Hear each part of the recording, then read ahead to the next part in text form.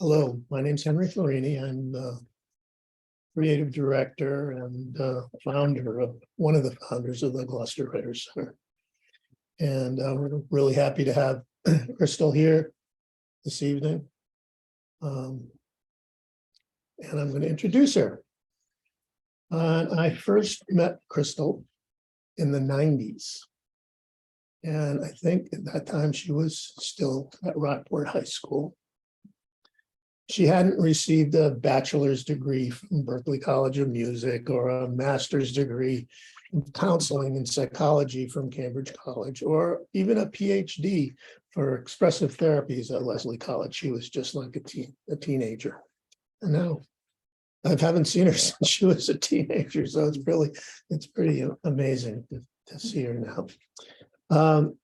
Krystal's dad played regularly with a ragtag group of musicians in Gloucester, and the name of the band was the Clams. And people know clams for their fried clams, the tasty variety, but in musical parlance, a clam is considered a bad note. So that's what kind of made our band, because as well as the good notes, we had a lot of bad notes and we could laugh about them. Anyhow. So Krystal used to follow her dad up to the attic where we'd play. And I remember feeling what initiative and confidence she had as a young woman to join a bunch of her dad's music buddies playing really old-time music that she probably didn't listen to that much.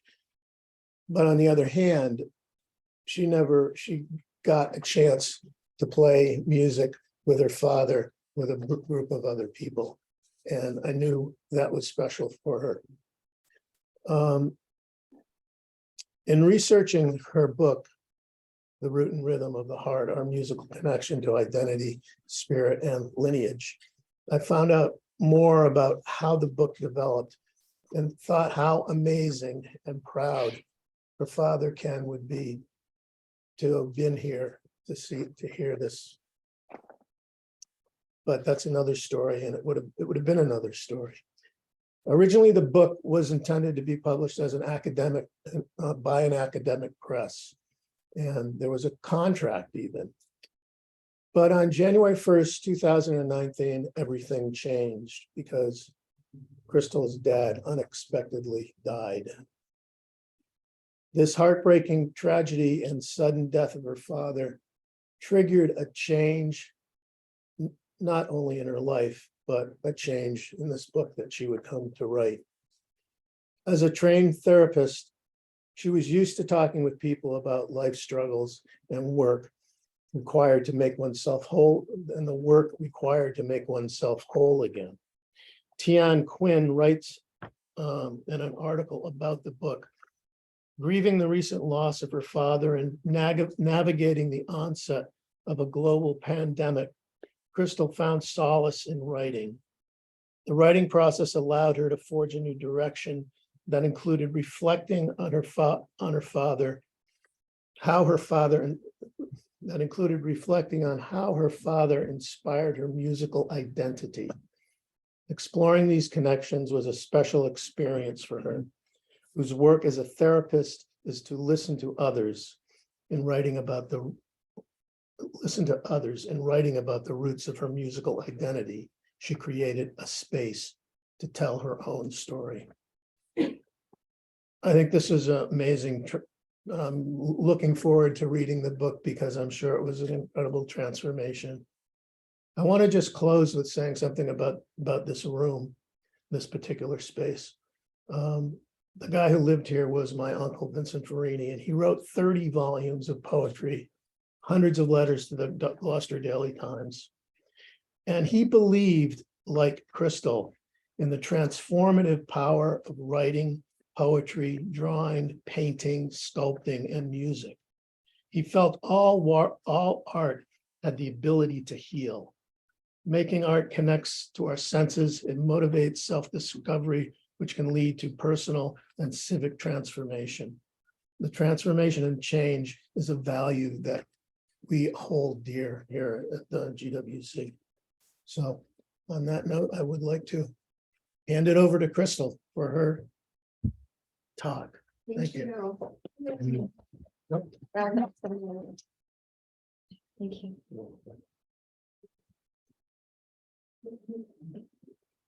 Hi, everybody. Thank you, Henry. That was amazing and well said. And thank you, Adam, for helping to organize this event and everyone for being here. So I'm so grateful for this opportunity to share this story and a little bit about my dad and a little bit about expressive therapies and music therapy, and a little bit about how maybe in this time where things have been turned upside down, we've had a lot of backwards days lately, I think, and how maybe we can use the arts, creative writing, maybe a little bit of movement, a little bit of music, a little bit of art making, a little bit of performance to help integrate our sense of self. So as Henry said, I've come from a pretty musical family, mainly attributed by my father.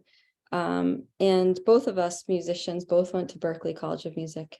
My dad graduated in 1974, and I graduated in 1996, 2000 from Berklee. I currently teach at Endicott College, and around 2018 was ready to apply for a sabbatical, and I was like, yes, I am going to write a book. And as we know, I set out to write this book, and I got an agreement to write this book from an academic publisher, and I was like, I'm really going to write this book on my music therapy work. And one of my mentors from Berklee was like, this is what you need to do now. That's the next step. You need to write the next intro to music therapy book, something that your students can use. And when Dad died, totally suddenly, I was still set on that mission, but the narrative changed as I was writing. And then, the book transitioned more into all of my work, integrating my work as an expressive arts therapist, as a yoga teacher, as a human in the world going through a pandemic and grieving. And so it really turned into this like adult trade book with a focus on grief and loss and music. So as I started writing the book, it evolved into not only exploring my identity, but looking at how music might play a role in other people's lives. And so I interviewed one of my friends, Stan Strickland, who used to do performances with the heartbeat rhythm. He's another jazz musician, and he sat down and talked to him. And I interviewed a friend who had been adopted and felt like she didn't have any roots, another artist friend. And I interviewed another friend who had adopted a child. And so where are our roots? Where do we feel connected? And what might the heart speak? I explored my own personal life with the heart, my own personal life with trauma and grief. And then this narrative emerged. And one of the things that you'll find if you take a look at the book is at the end of each chapter, there's an invitation to participate in an arts-centered activity to kind of explore the intent of the chapter. Some involve movement, some involve art making, a lot involve written reflection. And there's also sort of a soundtrack at the end of each chapter where there's a song suggestion accompanying each chapter. So to tie that all in, this book is about me and my musical experiences and the roots of what gave me my musical identity. And it invites people to begin to explore their own identity and how music might play a role and how we nurture, lead, and heal, as well as how the arts can help bring a fuller expression to our life, and our process. So I'll start by sharing a little bit of reading from the book.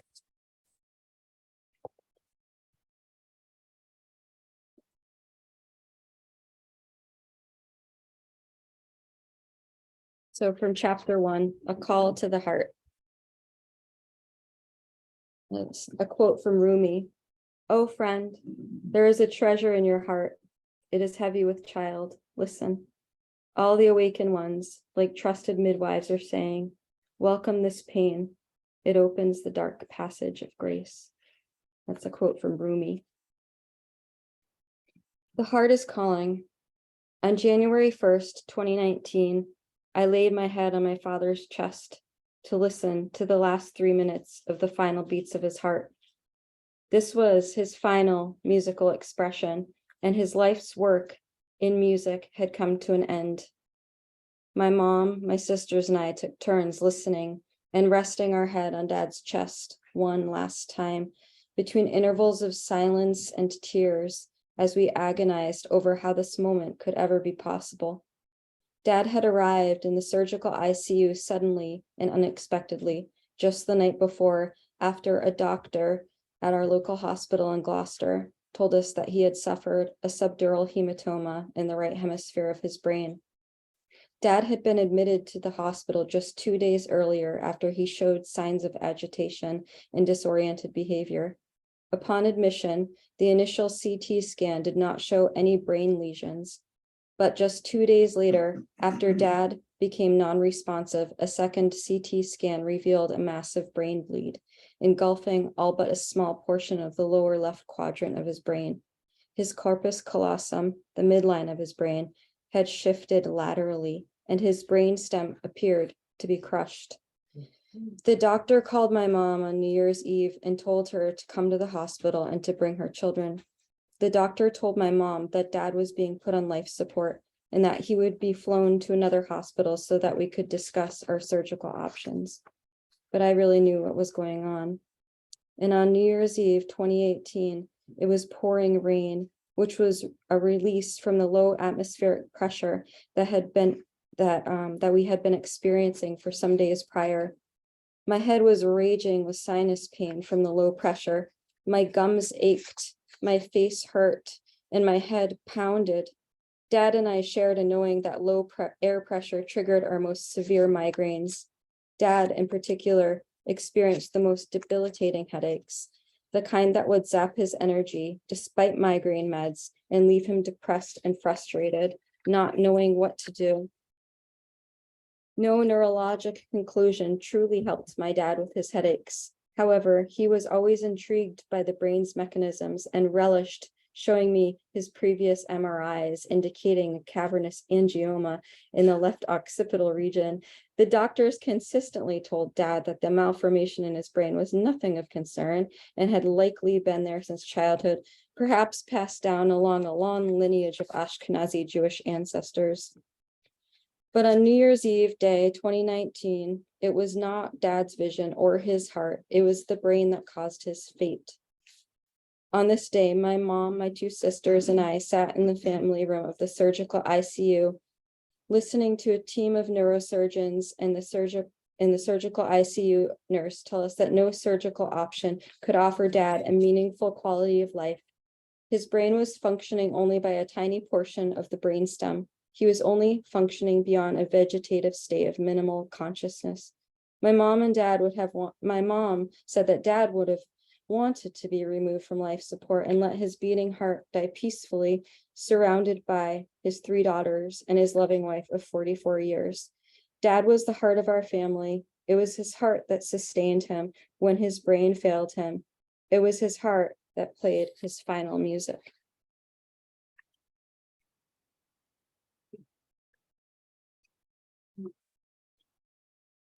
I'll continue sharing a little bit and then we'll do a little bit of breathing together.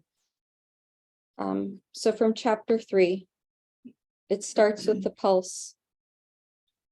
Khalil Gibran from The Prophet wrote, "How beautiful to find a heart that loves you without asking for anything, but to be okay." Life's journey begins with the pulse, the heart's eternal rhythm. Like waves on the ocean, the undulating flow of blood pulsating through the veins and arteries is what gives our heart its perpetual beat. With its ostinato pattern keeping the tempo, the pulse becomes our home base, a familiar place to return to and rest. In music therapy, I begin the group sessions by inviting participants to feel the pulse inside of themselves. The pulse is the sacred body, is the sacred music in one's body.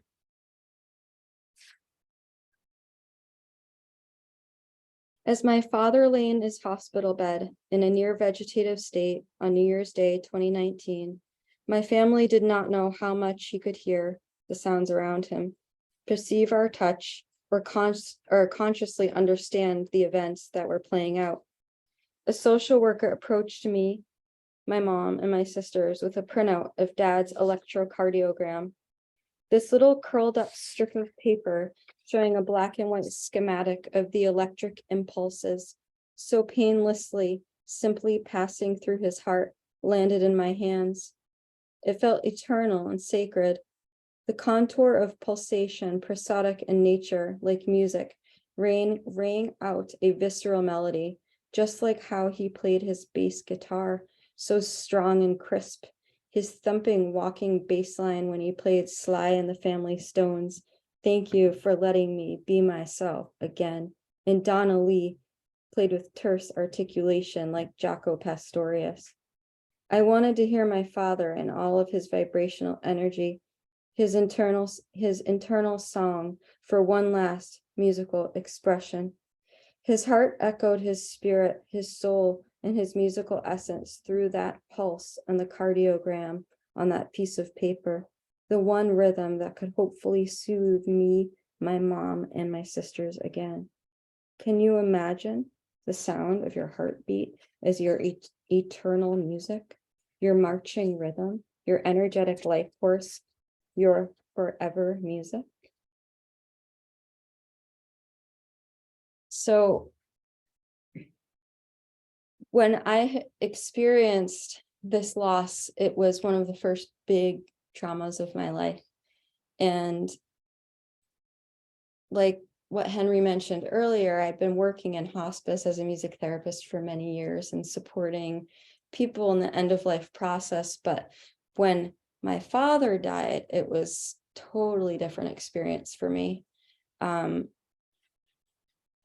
And I sort of like forgot who I was. And after he died, I was like, I should have been there playing music. I should have been bedside. I should, all the shoulds, right? And so it was this sort of like weird space of kind of walking through a sticky place. And I needed to find some way to stay grounded. And so one of the things that I had done even before my son Ezra was born was I practiced a lot of heart-centered breathing.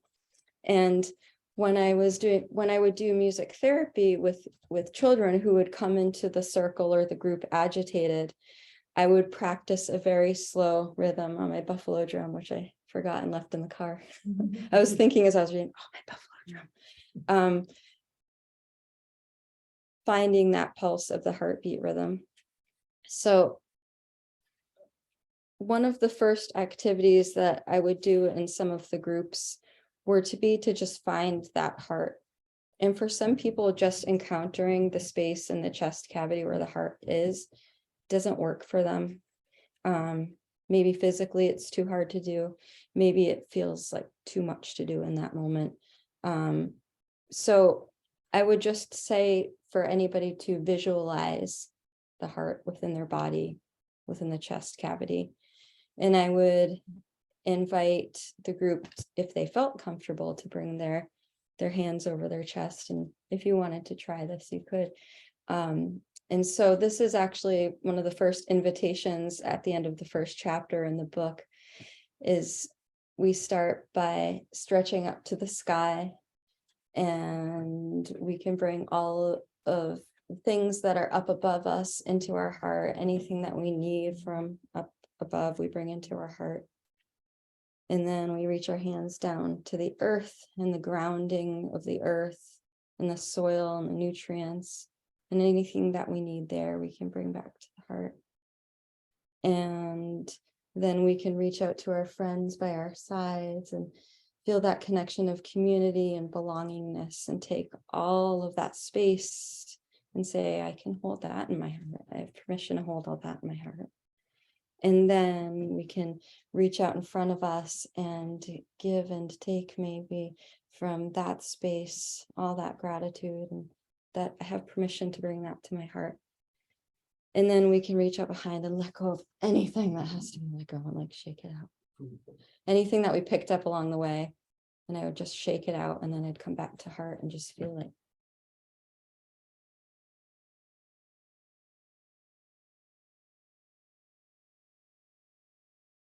And sometimes that movement allows us to feel a little bit more and take that pause to just tune in to that music within, that one pulse that we feel, our first auditory sound that we hear in our entire life. And the last sound that we create in our entire life. And so I would do this for my own self and practice it in my own practice, and share it in the yoga classes that I taught, and share it with my students and in therapy. And then we would do something like, okay, so this is the heart. And then we would say, we have this like energy that we feel in our body. Maybe it's a pulse that we can find somewhere. And so sometimes in the groups, I would talk about the pulse and the blood running through our body, and finding pulse points, to the right of the windpipe, or in the carotid artery, or the radial artery. Yeah. And everybody has that pulse. And it's different for everybody. When I was talking with Stan Strickland, and he would do these performances of his heartbeat, there'd be a screen in the background sort of showing the schematic of the pulsation of his heart, and he would play saxophone with it, he would sing with it, he would dance with his own heartbeat. Sometimes he'd go upside down and play the saxophone, and he said his heart, he had a funny heart, so it'd be asyncopated. So, and when we move, our heart rate increases, or something, when we're nervous, our heart can be this wild thing. So sometimes breath can help us control that heartbeat, or manage it a little bit more, I think. So I would bring that group to find their own pulse, and we'd recognize that everybody has their own pulse, their own rhythm, right? Their own tempo, their own fast and slow, how they're going.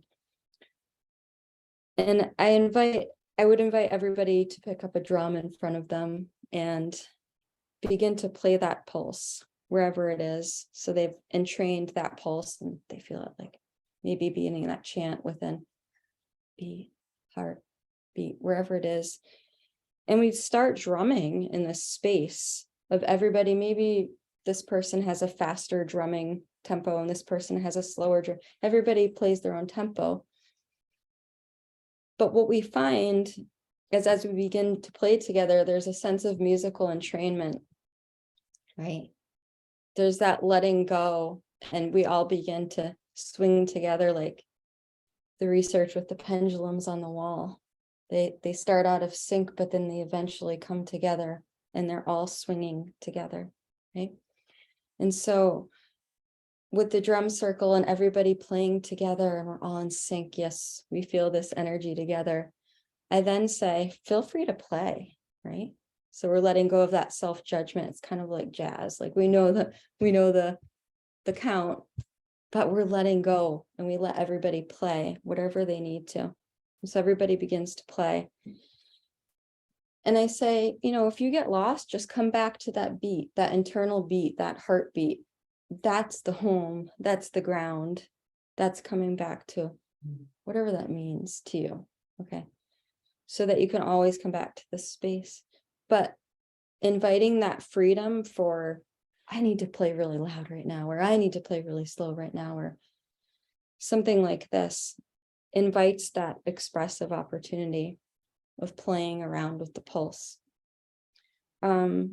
So as you read through this book, there's different invitations like that, finding the pulse, beginning to find that connection, maybe the rhythm in your body, or if you have a drum, or bringing groups of people together. And there's invitations to create art.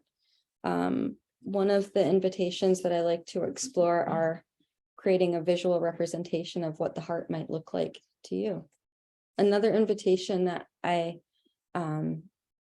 ask and always invite anybody in the world to do is to begin to make a musical soundtrack of the songs that have impacted your life. And this is something I started when I was much younger. And so my first song on my soundtrack is Goin' Quackers by Donald Duck. Because my parents gave me this record player. And these are all stories that are in the book. And it was beige in a plastic case. And I used to walk down Bearskin Neck with my record player. And that's the first song on my musical soundtrack of my life. It's my first memory, and that begins kind of the story. And then the next music I began to listen to came from these old record albums that my dad kept in these wooden wine boxes at our house growing up. And I would finger through the records and listen to Miles Davis. That was kind of my first exposure to jazz, is trying to figure out how to play with those Miles Davis records and listen to it. See, I mean, I love it when Miles Davis will just play one note. The band is playing and I'm like, it sounds so cool. He's just playing one note. But this was my early exposure to music. And so this soundtrack is something that I invite anybody to do. And it's one of the invitations in the book, to build that catalog of music that has played a role in your life and keep adding to it, right? And share it with your family and your children and your children's children. And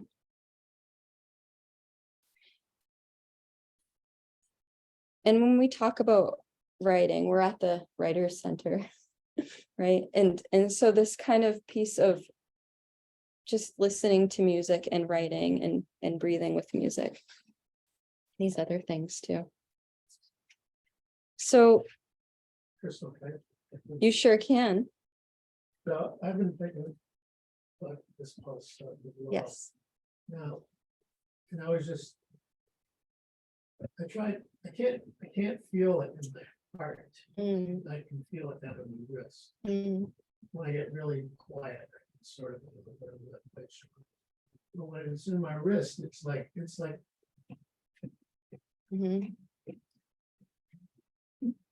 Yes. is that common? Like a Like clave. beat. Yeah. Yeah. So I think that I had presented some research that having an asyncopated rhythm can be normal. It's not abnormal, and it's, as long as it doesn't like keep changing every day, this can be a normal thing, so and we have, as long as it's like beats per a minute, you're between like 60 and 100, you're doing okay. So that's what it comes down to, is the heart rate and blood pressure. But from what I've read is that, it's not always the love dub that we are so familiar with. Yeah. And I'm not a medical doctor either, so yeah, but I think it's really interesting.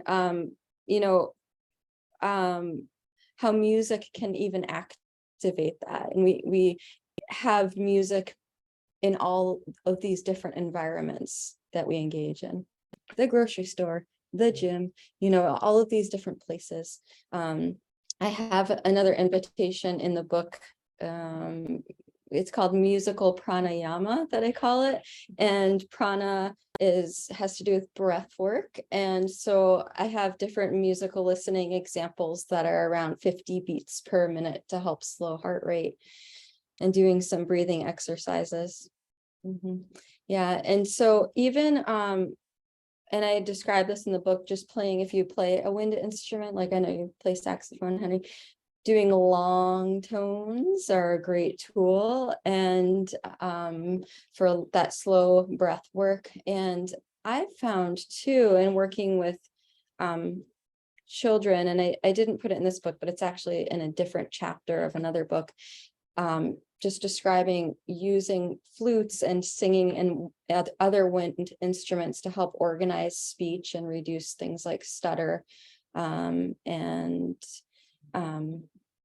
I've worked with some children who the speech apraxia is very short words that are spoken, and looking for some more breath support is key. And we can access that through certain ways of singing and therapeutic singing, and playing things like flutes and reed horns, and where we can do, or the slide whistle, right? Get it down and try to get the slide to come back up. This is like music therapy stuff, right? But so working on it with people just for breath. Sometimes we lose access to breath with trauma and stressful situations too. So this is also a great tool with the breath work and soothing the central nervous system. Okay. So the prana.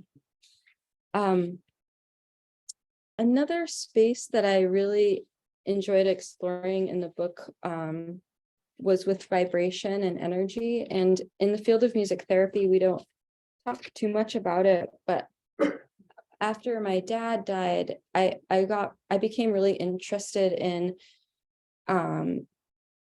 energy, the concept that energy never dies, and that when we die, our bodies transform into something different. And where does that energy go? Does it turn back into electricity? Does it, and where did Dad's music go?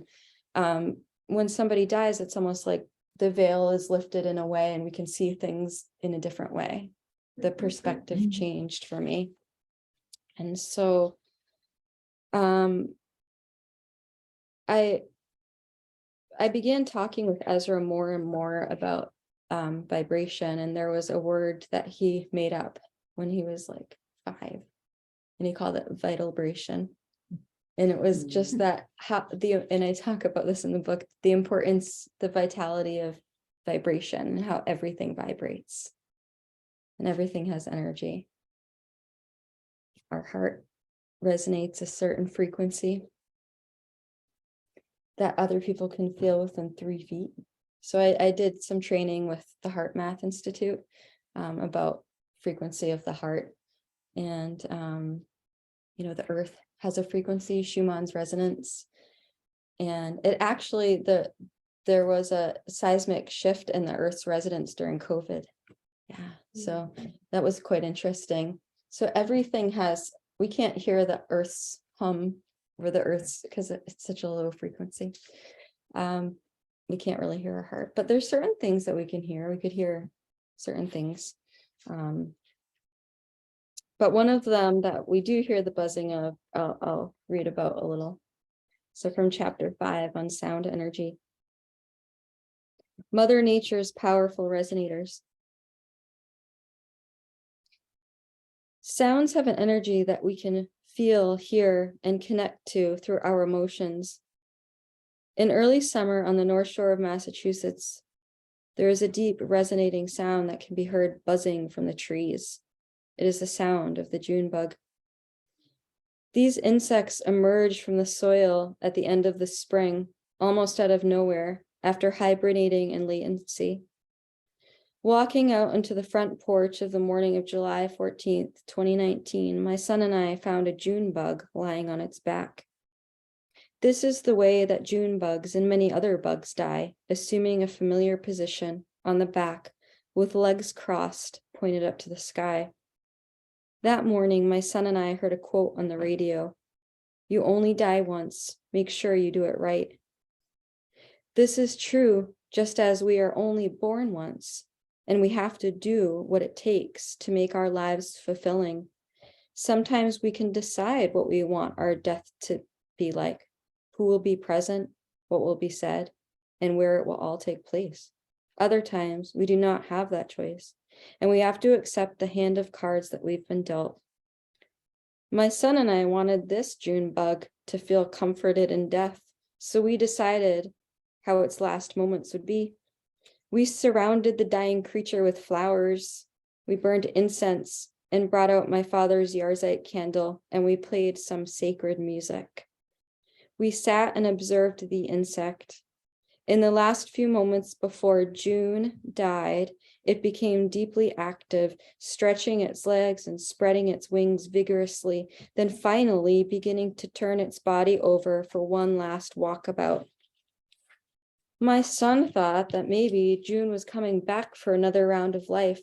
And then at that moment, I had a flashback of my work in music therapy and hospice, and a patient dying of metastatic breast cancer whose body began to move and stretch and show signs of delusion and confusion just before her last moments of life.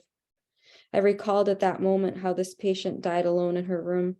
Her husband refused to come to hospice to say goodbye, as he wanted to remember her living at home rather than an imprint of his mind and an image of her in a clinical setting. In June's last moments, my son and I heard a call in the air, the buzzing sound of June bugs once again, despite the sound of the airplane overhead, the blue jays cawing, the sacred chant music playing from my phone, and the warm summer breeze rustling through the leaves of the trees. The June bugs resounded more powerfully and magically, encompassing the entire soundscape.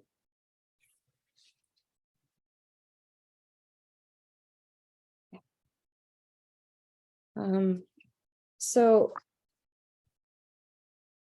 thinking about the vibrations and energies that surround us, and some of the research that I uncovered or wrote about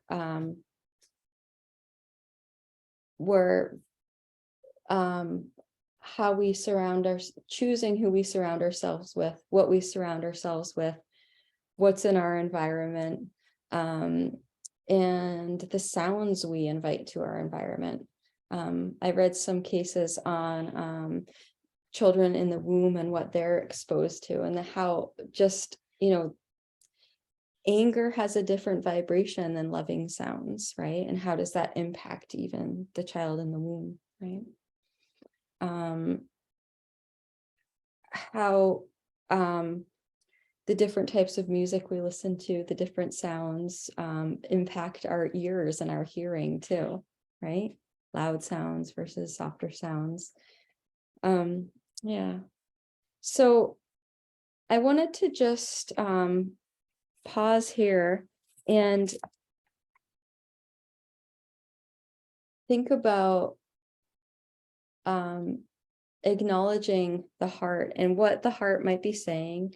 And sometimes I always invite people to just give gratitude for, wow, this heart is like pumping all this blood through my body and sustaining me. And it's been there my whole life. It's other than the neural tube, which started with 3 little brain cells and then grew into this tube. This heart has been like this first fully functional organ in my body, and it sustains me throughout my life. And so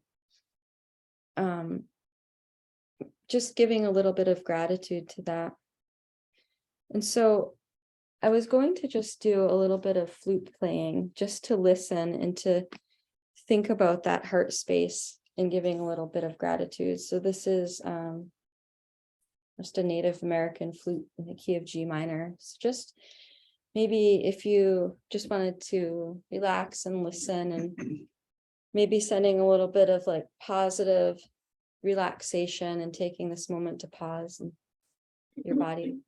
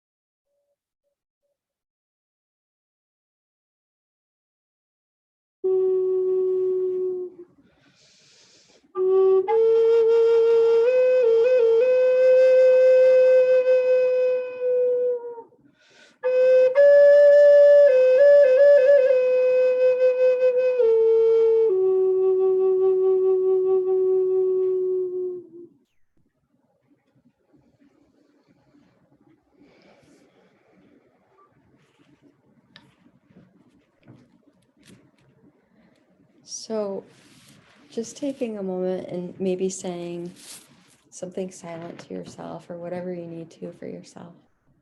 That's a great space to be in. And Tara Brach says one of the most vital and important things we can do is just be able to name the feelings that we feel in our bodies and where we feel that. And that is a big deal, to be able to just feel that and name it.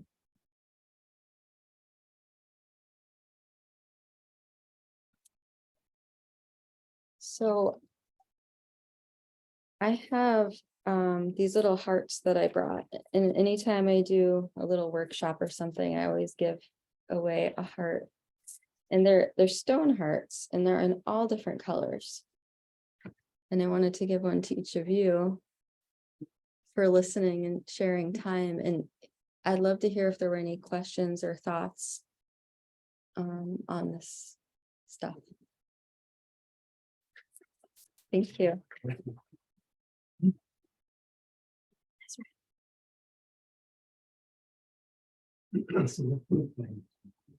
Thank you. My whole body just went like, oh, okay, we're all right here. Yeah. Thank you for that. Thank you. Yeah. And I certainly didn't expect it coming to the Writers Center that I would hear Native American flute playing. So thank you. Oh, good. I'm really interested in that shift. Yeah. The shift from the academic work that you thought you were going to write to the one that you ended up writing. Mhm. Yeah, I have a similar struggle in me. I'm a psychotherapist. And Yeah. there are lots of things that I'd like to write about. Yes. And I don't want it to be academic. Mhm. So I just wondered if you could talk about sort of how your writing changed. Was it more intimate, for example? Was it more self-revealing? Mhm. Like what actually happened and how did your writing change? So this is a really interesting question to me, because many times as therapists, we don't get to share our own stories. And so I was really nervous coming here and talking about this stuff, even though, I mean, I've done workshops and teach some of these things in the classroom, but to talk about and share stories of my own life, I feel super vulnerable doing this. And it's rare for a therapist to be able to talk about that stuff. So I felt like I had a responsibility to it. And I couldn't avoid writing about what was going on in my life. And I just felt like this feels natural, and I just yielded to it and allowed the natural story to come out. Yeah. And it was healing to me. And I talked to a lot of therapist friends about it, and they said, if people don't like it, they don't like it, and they don't have to read it, and they don't, and this is a process that might open up an opportunity for other therapists to write about what's going on within them, and how, like Alfred Adler and psychoanalytic, a neo-Freudian person, and Freud was all saying that, it's about your childhood and sexuality and your relationship with your mother and father. And then Adler comes in and he's like, but what about our other elements in our childhood? And Adler, when he was 3 years old, his sibling died in a bed next to him, and that impacted the way he did therapy, and it impacted and totally informed in his life. And he looked at birth order and these types of things. And so I think that as therapists and as humans, all these things inform our lives in the way that we parent, and the way that we are teachers and therapists and contributors to the world. So I think it is relevant to have a place to share our story, and I write about this in the last chapter, but I say that all of these experiences lead me to where I am now. And I think we've seen other people do that, but it's not talked about too much. So making that shift from academia to just trying something out in the trade field is hard. And I did talk with Sean McNiff about it, who's somebody also in my field who's from Gloucester. I don't know if you guys know him. He's an art therapist and pioneer in expressive arts therapy. And a painter, yes. And when I first got the book offer for the book, he said, take it, sign it, do it. You're an academic, this is what you do. And then I was like, yeah, okay. And then, and then it all shifted. So, yeah, but he was like, you are an academic. You should write an academic book. Yeah, but he was the first person I called to get an opinion on this stuff. God had other plans for you, maybe. I guess so. And yeah, and I was afraid, and there were a couple of times that I almost bailed out, and I was like, maybe I shouldn't be doing this.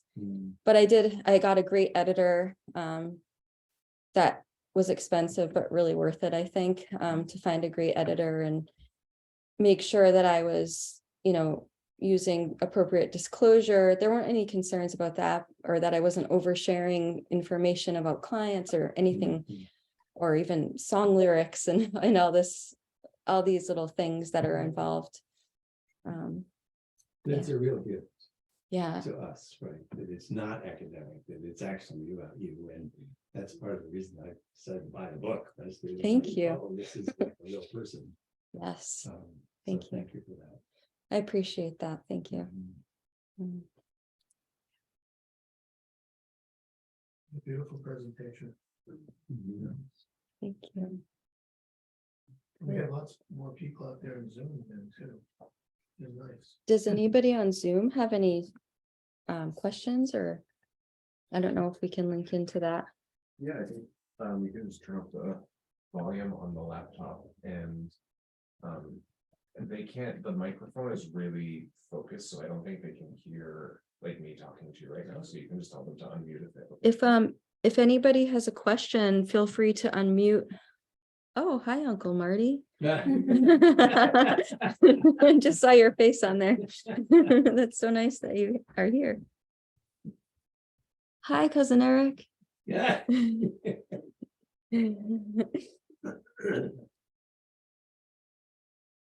Yeah. I have a heart for you guys next time in my pouch. What's your next book gonna be? Ooh, that's a good question. I actually have signed a publishing contract with Routledge for a book called Expressive Therapeutic Writing, some other words that I can't think of right now. And I'm co-authoring it. This is another thing. I'm so grateful to be I felt so alone writing this by myself last time, but I'm co-authoring it with my friend Tammy, who also is an expressive arts therapist, and she lives in Jerusalem. So we have a Zoom every week, and we've just been discussing and typing each chapter that we're writing. So it'll be kind of like in that academic domain, because it's with Routledge, which is an academic publisher. Yet it integrates a lot of it's our clinical practice and our writing. We both teach courses on therapeutic writing. And she teaches the course on therapeutic writing and phototherapy, and we tend to integrate a lot of expressive writing into our work. So that's the next book, and that will similarly, go through. It'll include different writing invitations at the end of each chapter, and Because fun. this was Mhm. writing therapy for you. it was, Right? yeah, And it's- it was. This was like Because Therapy for that's me. so fascinating, but the very thing that you're doing is the very thing that you're talking about doing. Yeah. And it all comes together as one thing. yeah. And how fascinating to make, and I'm really excited to read it too, but to make the like scientific and medical and like all the proper words and everything that like get embodied in your experience and clarified by all. I think that like some of the pages that I was reading, it's a feat how you can like start with one concept that I don't understand at all, and then through the experience make it so clear. Oh, thank you.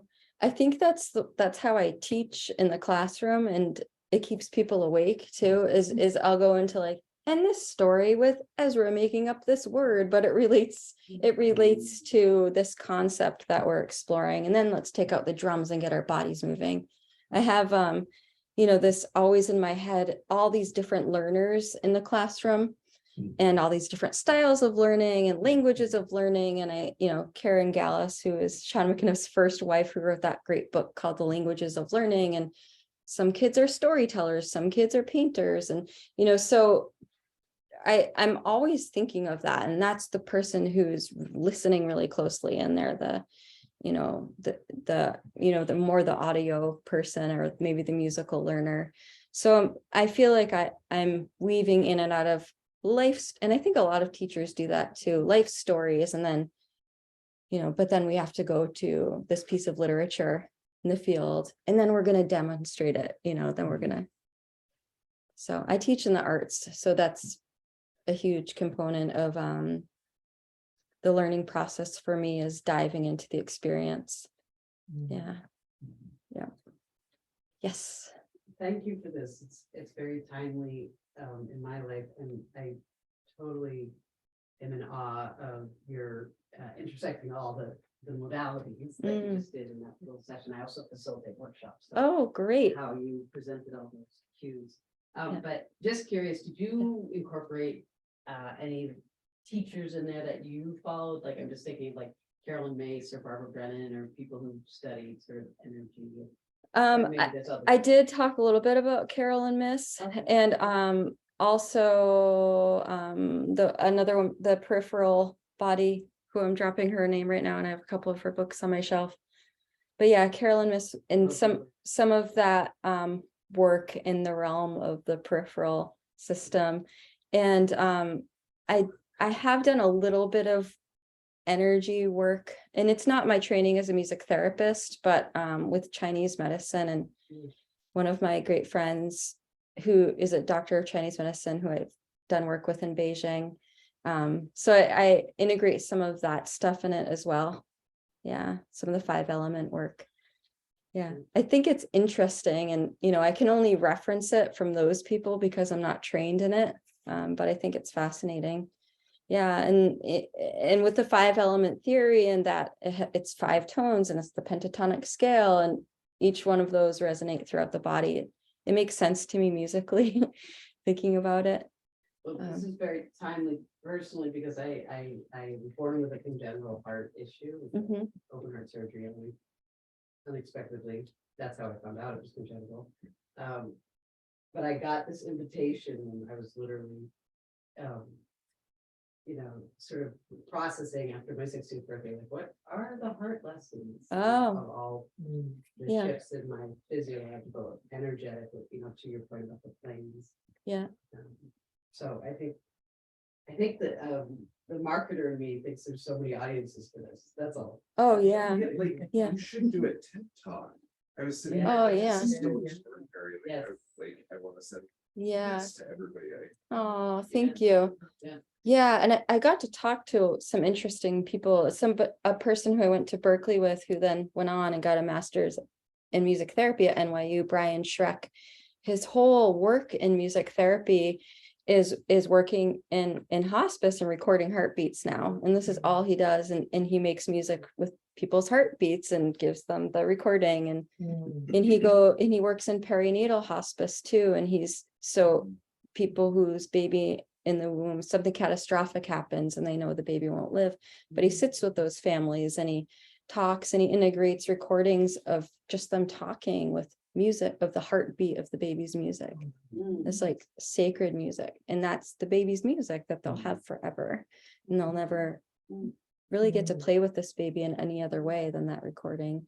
So that was pretty fascinating talking with him.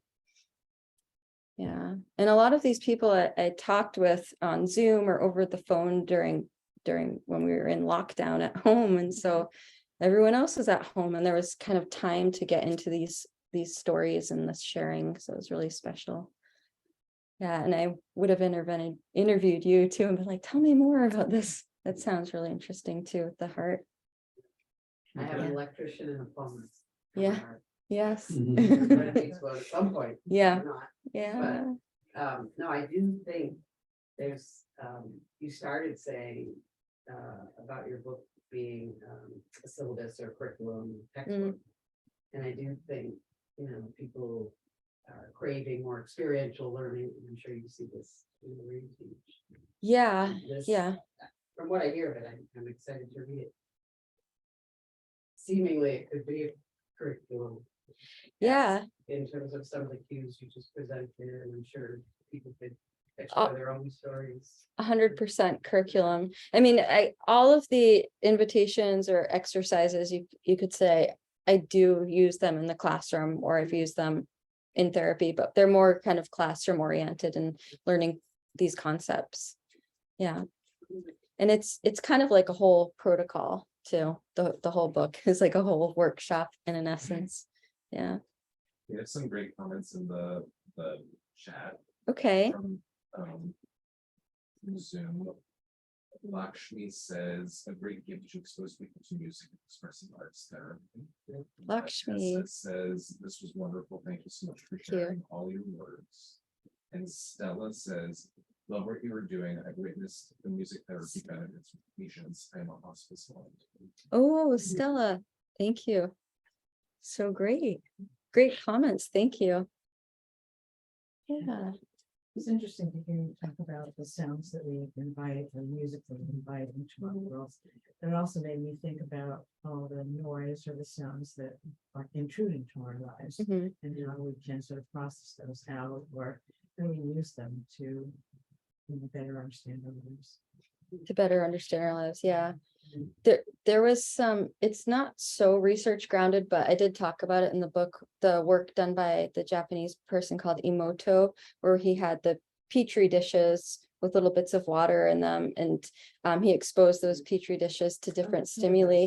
Yeah, and what he considered like positive and negative.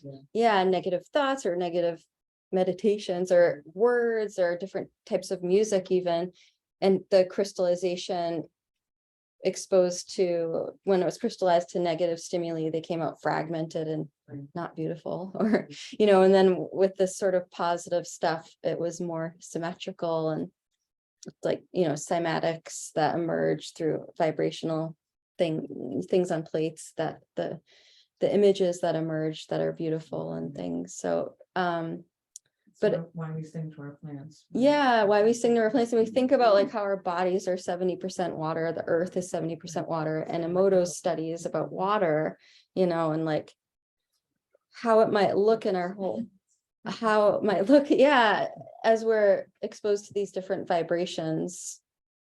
Yeah, and how do we, if we're exposed, how does that make me feel when I saw that fight, Like I said, Tara Brock, who's the mindfulness instructor, and also she had her own medical difficulties in life, and she's a PhD also. And, she says, if you can just find those spots in your body and give a name to them, that's really big work.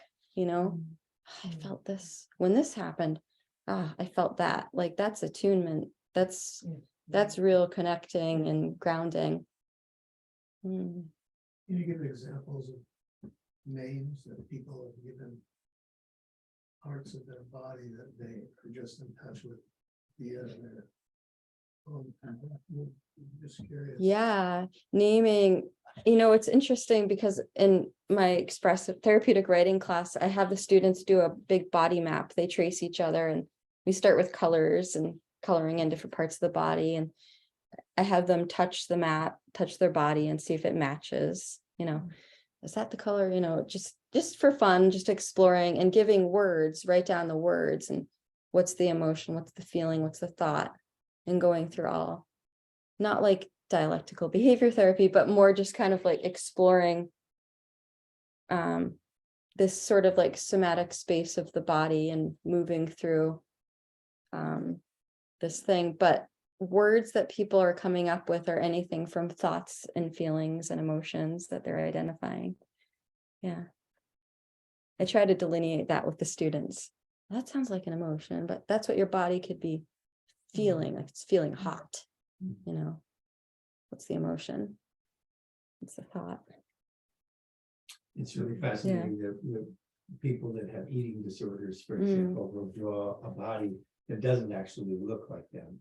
That is, it could be somebody with anorexic, they're tiny. Yeah. And they draw a pear-shaped Yeah, body because that's actually how they experience themselves from the inside. it's true. And that's a great activity to first have them draw and then have them lay down and draw. then Yeah. What it actually looks like. I do that in a different class. Do that, Yeah. right, Yeah. right. Yeah, but that's a great tool. Yeah, because all of these are different activities that students can use or facilitators can use in different settings. Yeah.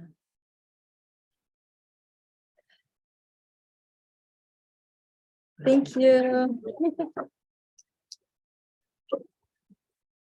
Thank you, everybody online. So nice to see you.